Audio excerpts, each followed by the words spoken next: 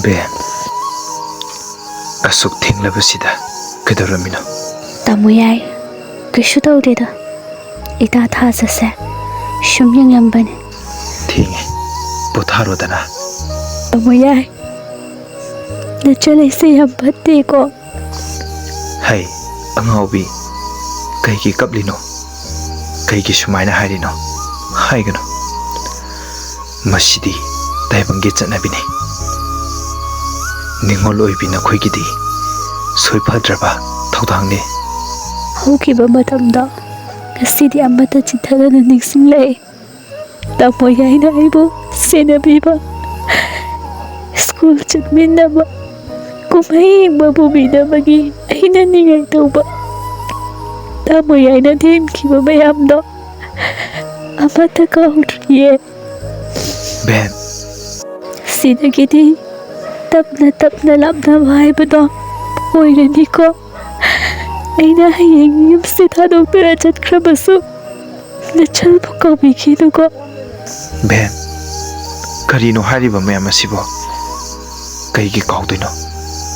Toina ichalgi nakta lakani kapkanuse adui sharu dada waige hayeng yumnak sagai honglaba tungda mafam aduda leramgadoriba ahal lamal singdo ima baba makni khanduna seba tawgadabani ko miga awai akhum tawduna khana kano matam pumbada nolukna satkadabani ko ichal ki phasaba thawgalon bebar amana ima baba ekhoi pumna makbu mine ikai khuna gadoribane se matam su thengle potharo lao.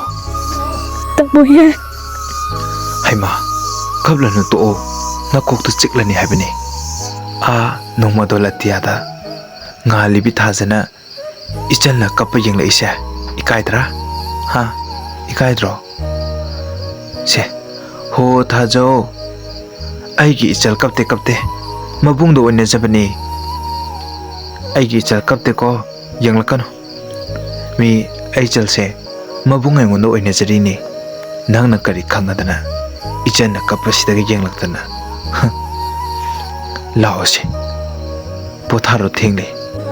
Tamoyai, ngasidi nachalse Tamoyai ki naktagi hedoningre. Tamoyai, tharo thingle se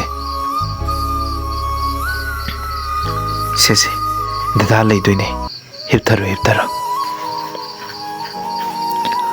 o ichalgi nusibi maithongse yengjaba ngasigi ahengsina aroiba oideko masira taibangi chanabi haibdo ibungi ibema ngarang to oida puinengle inagan asida nangna ona thoile sanaikibado